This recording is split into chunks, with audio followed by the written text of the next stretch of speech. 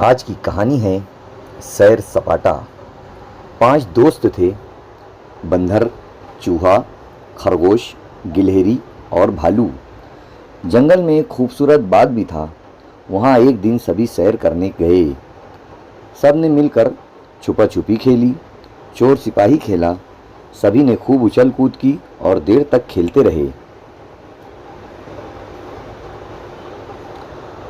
भालू बोला, वाह, ये तो अनोखा है, इसका नाम बताओ।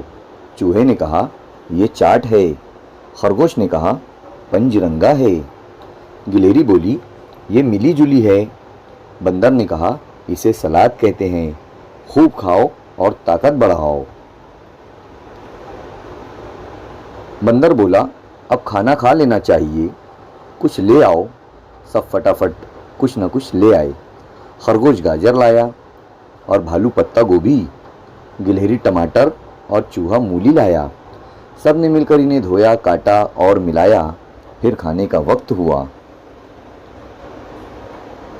चूहा बोला, अब इसे मैं यही खाऊंगा, मुझे बड़ा होकर शेर बनना है। सभी हंसने लगे।